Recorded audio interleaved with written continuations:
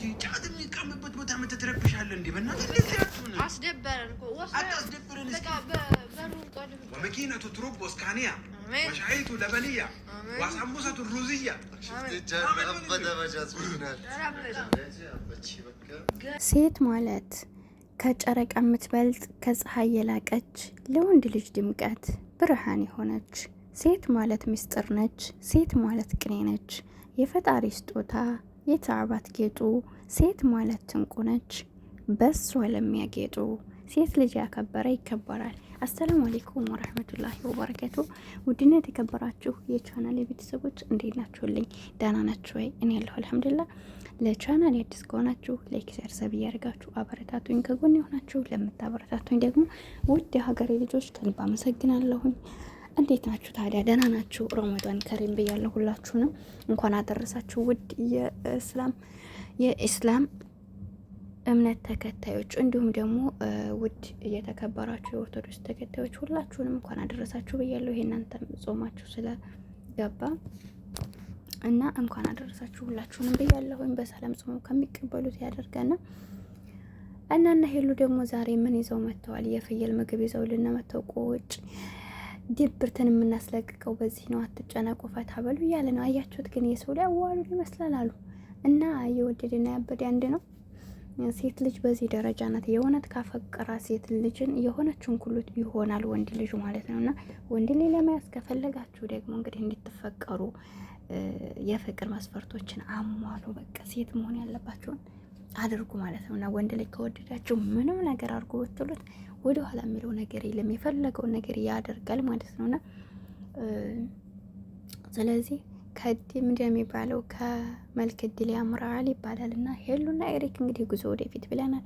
ስለዚህ አሁን ኤሪክ እንግዲህ ያደረጉትን እያደረገ ነው። ትናንትና ምግብ እየሰራ ስንጋባ ደግሞ ከዚህ በበለጠ ሁሌም ቁርስሽንም ራትሽንም ምሳሽንም እየሰራሁ ነው ማበላሽ። ሴት ልጅ ስትወድ ታከብራታለህ። ሴት ልጅ ስትወድ ጊዜህን ትሰጣለህ። ሴት ልጅ ስትወድ ገንዘብህን ትሰጣለህ። ሴት ልጅ ስትወድ ዝቅ ትላለህ እያለ ነበር እንግዲህ። ስለዚህ እነዚህን ነገሮች በተግባር እያሳየ ነው ኤሪክ። ጎበዙ ትላላችሁና ሁላችሁም ኤሪክና ሄሉ የሚጋቡበት ቀን እያላችሁ ነበር እንግዲህ። ሁላችሁንም በጉጉት እንጠብቃለን። በተረፈ ዛሬ ደግሞ እንግዲህ በዛ መልኩ ጆሲን እንትን ብለውት ነበር። ጆሲ ደግሞ እንትን እያለ ነበር። ምን ሆናችሁ ነው እያላችሁ እና ብቻ ዞሮ አሁን ላይ ያሉበት ሁኔታ ጥሩ ሁኔታ ላይ ስለሆነ ሁላችንም መልካም ነገር ነው የምንፈልገው። በመልካም እየመጡ ስለሆነ ደስ ይላል። እና ምን ልባላችሁ፣ ለሁላችሁም ሰላም ይስጠና። ሰላም ሆኑ። ሰላም ነው የሚያስፈልገው። እና ሄሉ ግን እውነት ለመናገር አያችሁት አይደል? አንዳንድ ጊዜ መወለድ ቋንቋ ነው።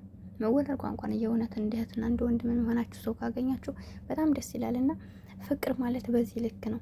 ምቀኝነት ከሌለባችሁ የምር ሁሉም ሰው የማደግ ባህር ያለው ማለት ነው። እና ሄሉ በነገራችን ላይ ጥሩ ናት። ከጎኗ ለሚሆኑ ሰዎች አሁን እንግዲህ ቢኒ አሁን ከሷ ጋር ነበረ። ቢኒ ብቻ ሳይሆን እንትና ማናት የእሱ እህት ስሟ ጠፋችብኝ።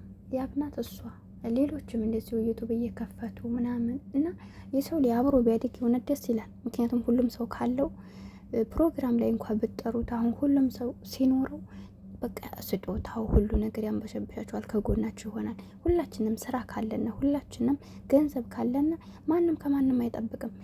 በሰው ላይ ተንኮል አናስብም። ሁሉም ሰው ካለው ምክንያቱም እኔም አለኝ እናንተም አላችሁ። ብዙ ጊዜ እንደዚህ አይነት ብዙ የውድቀት ምልክቶች የሚመጣው እኔ ኑሮኝ እናንተ ከሌላችሁ የእኔ መኖር ሳይሆን የሚያስደስታችሁ ወይ ደግሞ እኔ ጋር መታችሁ እኮ አብራችሁ ወይ ስጡኝ ማለት ትችላላችሁ። በስራ መልክ ሊሆን ይችላል። እኛ አሁን እንግዲህ እንደምትመለከቱት አረብ ሀገር ላይ እነሱ ስላላቸው እኛ ግን ከተለያየ ሀገራቶች መጥተን እየሰራን እየበላን ነው። እዚህ ቦታ መጥተን ደግሞ እኛ በጉልበታችን ሰርተን ብር እነሱም ያውቃሉ ለምን እንደመጣና ደሞዛችንን በአግባቡ ይከፍሉናል። በአግባቡ የማይከፍሉን ከሆነ ብዙዎች እንግዲህ ትዕግስት የሌላቸው ሰዎች እነሱን በማጥፋት አንዳንድ ነገሮች በማድረግ ወይ ደግሞ በእነሱ ላይ የሆነ ነገር ይሆንባቸዋል። ወይም ደግሞ እነሱን ተንኮል የሚያስቡ አይነት ሰዎችና ከህጉ ውጭ ያለ ነገር የሚያደርጉ ለምሳሌ አረቄ በማስራት የሚሰሩ እዚህ ሀገር ላይ ሰዎችን በማስጣፋት ብቻ ከህጉ ውጭ የወጣ ነገር ስናደርግ ደግሞ ልንሰራ የመጣ ነው ሰዎች በህይወታችን ላይ አደጋ ሁሉ እናደርጋለን። ወይ እነሱን የመማታት ባህሪ ወይ ደግሞ ልጆቻቸውን የሆነ ነገር ስናደርግና ስለዚህ ምንድነው ማንኛችንም በያለንበት ሰዎች እንዲያርጉ ብናሳያቸው፣ ገንዘብ አይደለም ለሰው ላይ መስጠት ያለብን።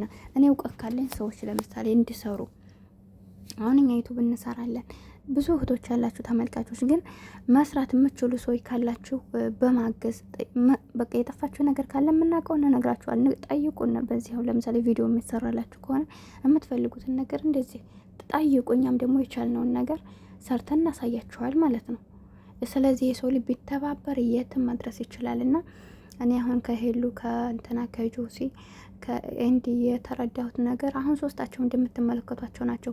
እስከ ዛሬ ግዴታ ፍቅረኛ በመያዝ ነው እንጂ ዩቱብ እንግዲህ እንደምታዩት ወንድና ሴት ሆነው ካልመጡ የሚለቀቅ ምንም ነገር የለም። ነገር ግን ሄሉ ከኤሪክ ጋር በመሆኗ አብረው እነሱም እየደገፏቸው ሶስታቸውም እየተመካከሩ ይኸው መሰራት ይችላል። ምን ችግር አለው? ዛሬ በጆሲ ይለቀቃል፣ ነገ በኤንዲ፣ ከነገ ወዲያ ደግሞ በሄሉ እያደረጉ ይኸው በዙሪያ እንግዲህ ቻናላቸውንም እያሳደጉ ነው። አብረው እየሰሩ ነው። ተባብረው ኖርማል ግንኙነታቸው ደስ ይላል። እና በመሀላችን ምንም አይነት ነገር አብረን ለማደግ አብረን ለመቀየር ከፈለግን የእኛ ደስታ ብቻ ሲሆን የሰዎችም ደስታ ያስደስተን። በቃ እኛ ለማንከፍለው ነገር ምን ችግር አለው ተባብረን ብንሰራ?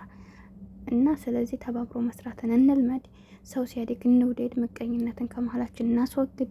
እንደነገርኳችሁ የሰው ልጅ ሁሉም ሀብታም ከሆነ ማንም አይነካም። ግን አንዱ ድሃ ሆኖ አንዱ ሀብታም ሲሆን አይምሯችን አብረን የምናድግ ወይም ደግሞ እናንተ ጋር ሰርተን ለመኖር ሳይሆን ያንን ሰው ወይ አባቱ እሱ እንዴት ይበልጠኛል በማለት እንግዲህ አይታችኋል። ሀገራችን ላይ ስንት አስተማሪዎች በመተት ስንት ነገር እየሆኑ በሽተኛ እያደረጓቸው እየገደሏቸው በስንት ነገር ታያላችሁ። በቃ እና እንደዚህ አይነት ነገሮች እንዳይፈጠሩብን ሁላችንም ተባብረን እንስራ። ሁሉም ሚዴክ ሁሉም ያገኝ። በቃ በቻልነው አቅም የቻልነውን ሁላችንም እየተባበርን ሰው ማሳደግ እንልመድና እኔ ኤሪክ እና እሱ ከሚዋደዱ በላይ ከኤሪክ ፍቅሩን ተቀበለው ከምለውን በላይ ደግሞ አብረው መስራታቸው በጣም ደስ ይላል። እያያቸው ነው። በአሁኑ ሰዓት ፍቅረኛ ይይዛሉ፣ ዛሬ ነገ ይለያሉ። ልባቸውን ስብርብር አድርገው ስንት ጋር እየተለያዩ ነው። እና እንደዚህ አይነት ነገር ደግሞ ግዴታ በፍቅረኛ ብቻ ሳይሆን እንደ በጀማ የሆን እኮ መስራት ይቻላል። አንደኛ ፍቅረኛ የሚለው ነገር በጣም ነው እንትን የሚለውና ተሰባብሮ በቃ እንደዚህ ተቃቅሮ የሚሄድ ከሆነ በጣም ያስጠላል። የቡታ ማናት የአርባ ምንጯን ሄሉ እንግዲህ አይታችኋል። ዛሬ የተፈጠረውን ከናቲ ጋር እንደዚህ በትዳር ውስጥ ብሽሽቅ በጣም ይደብራል። በመበሻሸቅ ብዙ ነገሮች እስከ ህይወት መጣፋት ይደርሳል። እና ይኸው ባለፈው እሱ ሴት ሲያመጣ እሷ በነገጧቱ ከሌላ ወንድ ጋር መጣኝ። በዛለህ ደግሞ ትናንት እንደዛ ተረካክተው ተለያዩ። ዛሬ ላይ ደግሞ እሱ ከሌላ ሴት ጋር እንግዲህ ወይን ሊጠጣ መጥቶ በዛ ጠርሙስ አናቱን ብለው እንግዲህ ራሱን ስትወደቅ አያችሁት አይደለ? የሰው ልጅ በጣም ከባድ ነው። እንደዚህ አይነት ብሽሽቅ በትዳር ውስጥ ብሽሽቅ አይሰራም። ፍቅር ካለ አቅራባችሁ በሰላም ተለያዩ። ፍቅር ካለ ደግሞ አብራችሁ ቀጥሉ። ህይወት ይቀጥላል እኮ ማንም አላህ የፈቀደልንን ያክል ነው ልንኖር የምንችለውና ለማንኛውም ስህተት ካለብኝ አረጉኝ። ቻናሌ ላይክ